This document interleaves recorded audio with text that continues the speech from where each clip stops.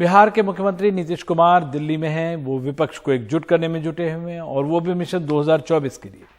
2 दिन पहले नीतीश कुमार ने साफ कहा था कि अगर 2024 चुनाव में विपक्ष एकजुट हो जाए तो बीजेपी 50 सीटों तक सिमट सकती है। साथ ही उन्होंने कहा कि वो विपक्ष को एकजुट करने में हर संभव कोशिश करेंगे। इसी सिलसिले में कल वो दिल्ली पहुंचे और उन्होंने कांग्रेस नेता राहुल गांधी और जेडीएस नेता कुमारस्वामी से मुलाकात की। अपनी इस मुहिम के तहत आज नीतीश कुमार केजरीवाल और लेफ्ट के नेताओं से मिलेंगे।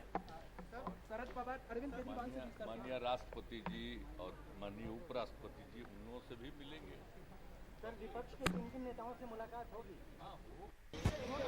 मिशन 2024 के तहत बिहार के मुख्यमंत्री नीतीश कुमार की दिल्ली में पहली मुलाकात कांग्रेस नेता राहुल गांधी से हुई। 45 मिनट की इस वार्ता के बाद नीतीश कुमार जेडीएस के नेता एचडी कुमारस्वामी से मिलने पहुंचे।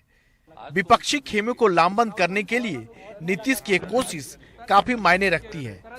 नीतीश का मानना है कि बड़ी पार्टियों के साथ आने से विपक्षी एकता की मुहिम को ताकत मिलेगी। अधिक से अधिक विपक्ष अगर एकजुट हो जाएगा तो बहुत अच्छा होगा। ऐसा कुछ नहीं कि हम लोगों का हमारा कोई दावा है, हमारी इच्छा यही है कि सब एकजुट। नीतीश कुमार पहले भी कह चुके हैं कि अगर सारे विपक्षी दल बीजेपी के खिलाफ एकजुट हो जाएं तो 2024 में बीजेपी बाहर हो जाएगी। लेकिन विपक्ष की ओर से चेहरा कौन होगा, इस सवाल पर नीतीश साफ साफ बोलने से बच रहे हैं। वो खुद को इस रेस में नहीं मानते। हमारी न कोई इच्छा है न मेरी कोई आकांक्षा, उसे मत बोलिए। नीतीश दिल्ली के 3 दिनों के दौरे पर हैं। उनकी मुलाकात सीपीएम के महासचिव सीताराम येचुरी, दिल्ली के मुख्यमंत्री अरविंद केजरीवाल और एनसीपी के अध्यक्ष शरद पवार से भी होनी है। इससे पहले विपक्षी एकता के लिए ममता बनर्जी, के चंद्रशेखर राव और शरद पवार भी अपने अपने स्तर पर कोशिश करते रहे हैं। लेकिन नीतीश को जिस तरह से उनकी पार्टी ने आधिकारिक तौर पर यह जिम्मा दिया है, उससे इस मुहिम में तेजी आने की संभावना दिख रही है। भाजपा से अलग होकर अब भाजपा की घेराबंदी में जुटे नीतीश कुमार के लिए दिल्ली यात्रा कई मायनों में खास बन सकती है।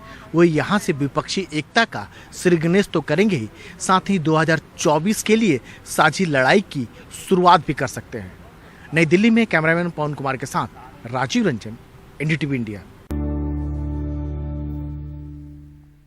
करोड़ों टनों वजनी पोषण आहार कागज में ट्रक पर आया, लेकिन जांच में वो मोटरसाइकिल और ऑटो की सेवा कर रहा था। यही नहीं, लाखों ऐसे बच्चे जो स्कूल नहीं जाते, उनके नाम पर भी करोड़ों का राशन बांट दिया गया। भ्रष्टाचार का ऐसा खेल चला जिससे करदाताओं के करोड़ों भ्रष्ट सिस्टम की जेब में गए और बच्चे महिलाएं कुपोषित ही रह गए। ये पाया है मध्य प्रदेश में लेखा परीक्षक ने। इस गोपनीय रिपोर्ट के पन्ने खंगालने पर भ्रष्ट सिस्टम के कई पन्ने खुलते हैं। देखते हैं हमारे सहयोगी अनुराग द्वारे की एक खास रिपोर्ट। जब तक भ्रष्टाचार और भ्रष्टाचारी के प्रति नफरत का भाव पैदा नहीं होता है, सामाजिक रूप से उसको नीचा देखने के लिए मजबूर नहीं करते, तब तक एक मानसिकता खत्म होने वाली नहीं। 15 अगस्त को ये उद्गार प्रधानमंत्री का था। मध्य प्रदेश में पोषण आहार पर भ्रष्टाचार की ये रिपोर्ट भी सरकारी है। सवाल है, कौन बचेगा, कौन छूटेगा? एनडीटीवी को मध्य प्रदेश के अकाउंटेंट जनरल की 36 पन्नों की वो गोपनीय रिपोर्ट मिली है, जिसमें उन्होंने पोषण आहार योजना में बड़े पैमाने पर धांधली की बात कही है। खासकर लाभार्थियों की पहचान, जो टेक होम राशन है उसको बनाने, उसके परिवहन और ऐसी तमाम बातों में धांधली की और अनियमितता की बात कही है। रिपोर्ट के कुछ गंभीर निष्कर्ष 2021 के लिए टेक होम राशन योजना के लगभग 24% लाभार्थियों की जांच पर आधारित थे। इस योजना के तहत 49,58,000 पंजीकृत बच्चों और महिलाओं को पोषण आहार दिया जाना था। इसमें 6 महीने से 3 साल की उम्र के 34,69,000 बच्चे, 14,25,000 गर्भवती महिलाएं और स्तनपान कराने वाली मां के साथ 11 से 14 साल की उम्र की 64,000 बच्चियां शामिल थी, जिन्होंने किसी कारणवश स्कूल छोड़ दिया है। दावा किया गया था कि 6 कारखानों में से 6 करोड़ 94 लाख की लागत के 1,01,025.64 मीट्रिक टन राशन का परिवहन किया गया। लेकिन परिवहन विभाग से सत्यापन करने पर पता लगा कि ट्रकों के जो नंबर दिए गए उन पर मोटरसाइकिल, कार, ऑटो और टैंकर पंजीकृत हैं। केंद्र और राज्य सरकार ने अप्रैल 2018 तक राशन के लिए पात्र स्कूली छात्राओं की पहचान के लिए बेसलाइन सर्वेक्षण पूरा करने को कहा था। इसके बावजूद महिला एवं बाल विकास विभाग ने फरवरी 2021 तक इसे पूरा नहीं किया। जहां स्कूली शिक्षा विभाग ने 2018-19 में स्कूल न जाने वाली लड़कियों की संख्या 9,000 होने का अनुमान लगाया था, वहीं महिला एवं बाल विकास विभाग ने बिना कोई सर्वे किए उनकी संख्या 36,08,000 होने का अनुमान लगाया।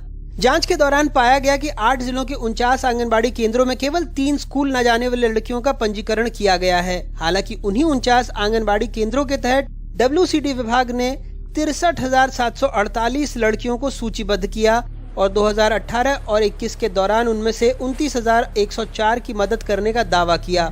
साफ तौर पर यहां आंकड़ों में हेरफेर करके 110 करोड़ 83 लाख मूल्य के राशन का फर्जीवाड़ा हुआ। इसके अलावा राशन निर्माण संयंत्रों ने भी उनके निर्धारित और अनुमानित क्षमता से अधिक उत्पादन की जानकारी दी। जब कच्चे माल और बिजली की खपत की तुलना की गई तो पाया गया कि इसमें 58 करोड़ रुपए की हेराफेरी की गई। मध्य प्रदेश के बाड़ी, धार, मंडला, रीवा, सागर और शिवपुरी में 6 संयंत्रों ने 4 करोड़ 95 लाख रुपए की लागत से 821 मीट्रिक टन राशन की आपूर्ति करने का दावा किया, जबकि उस दिन उनके स्टॉक में उतना राशन था ही नहीं। 8 जिलों में बाल विकास परियोजना अधिकारियों ने संयंत्रों से 97,000 मीट्रिक टन से अधिक राशन प्राप्त किया, जबकि परिवहन करके सिर्फ 86,000 मीट्रिक टन आंगनबाड़ियों को भेजा गया। बाकी 62 करोड़ 72 लाख की लागत से 10,000 से अधिक मीट्रिक टन का राशन न तो परिवहन किया गया और न ही गोदाम में उपलब्ध था। ये दर्शाता है कि यहाँ भी गड़बड़ी हुई। सरकार कह रही है ऑडिट रिपोर्ट को अंतिम नहीं मान सकते। CAG रिपोर्ट कोई भी होती है, उसकी राय होती है, वो अंतिम नहीं होती। पहली बात तो ये एक प्रक्रिया का हिस्सा है। लोक लेखा समिति में जो विधानसभा के अंदर विधायकों की होती है और प्रतिपक्ष का व्यक्ति उसके अंदर लोक लेखा समिति का अध्यक्ष होता है, कभी कभी वहां भी जाती हैं, और इसलिए ये कहना ठीक नहीं है कि ये अंतिम है। हम तो सिर्फ इतना कहना चाहते हैं मुख्यमंत्री जी से और जानना चाहते हैं इस प्रदेश के नागरिक के नाते कि हर घोटाले में मुख्यमंत्री जी के प्रभार या मंत्रालय का नाम सामने आना एक संयोग है, संकल्प है, षड्यंत्र है या उनकी आदत में शुमार है। वो सार्वजनिक होना चाहिए। चलिए, रिपोर्ट अंतिम नहीं, कर लीजिए परीक्षण, लेकिन इन तस्वीरों का क्या करेंगे?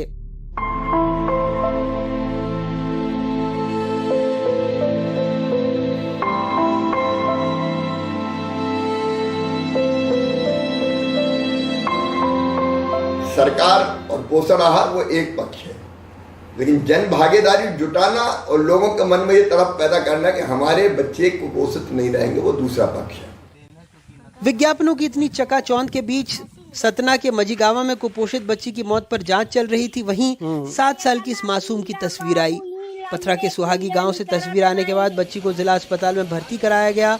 आंकड़े कहते हैं कि अकेले मझीगावा में 15,875 बच्चे आंगनबाड़ी केंद्र में पंजीकृत हैं, जिसमें 1,016 बच्चे अति कुपोषित हैं। इसी बच्ची में आप स्कूल चले हम, मध्याह्न भोजन जैसे कई योजनाओं की हकीकत देख सकते हैं। सतना से आगर मालवा चलते हैं। यहाँ वार्ड 16 में आंगनबाड़ी कर्मी शारदा यादव के रजिस्टर को हमने देखा तो पता लगा मार्च में इन्हें कोई टेक होम राशन नहीं मिला। आगे पीछे जो मिला है वो भी पंजीकृत बच्चों से कम। इन कर्मचारियों की भी अपनी दिक्कत, तनख्वाह वक्त से नहीं मिलती भी है तो पूरी नहीं। अभी जो है केंद्र के नहीं मिल रहे हैं, 3 महीने के केंद्र के बाकी है हमारे। और जो राखी का त्योहार था उसमें भी हम त्योहार सही से नहीं मना सकते। क्यों? क्योंकि तनख्वाह ही नहीं मिली ना। 5,500 मिल रहे हैं, 4,500 केंद्र के रुके हुए हैं, तो 3 महीने के सलम वो बाकी है हमारे। सर आधी तनख्वाह आ रही है, आधी नहीं आ रही। केंद्र सरकार की आ रही, राज्य की नहीं आ रही सर। अच्छा, कब से नहीं मिल रहा आपको ये पैसा? ये वैसे मार्च से ही नहीं आ रही सर, आधी आधी आ रही है। उसके बाद एक दो बार आ गई थी पूरी, और फिर अभी 3 महीने से नहीं आ रही, आधी आ रही है। ये भोपाल के करीब आंगनबाड़ी है। पिछले साल गाजे बाजे के साथ मीडिया को बुलाकर बताया गया कि बच्चों को खाने के लिए कुर्सी टेबल लगा दिया गया है। उस वक्त पन्नी में भरकर राशन भी दिया गया। उसके बाद टेक होम राशन का क्या हुआ, ये खबर उस लिहाज से अहम है। ये खबर इस लिहाज से भी अहम है कि मध्य प्रदेश में शिशु मृत्यु दर देश में सबसे ज्यादा है। यहाँ 1000 में से 46 नवजातों की जन्म लेते मौत हो जाती है। मातृ मृत्यु दर के मामले में भी राज्य देश में दूसरे नंबर पर है, जहां 1000 में से 15.9 प्रसूताएं दम तोड़ देती हैं।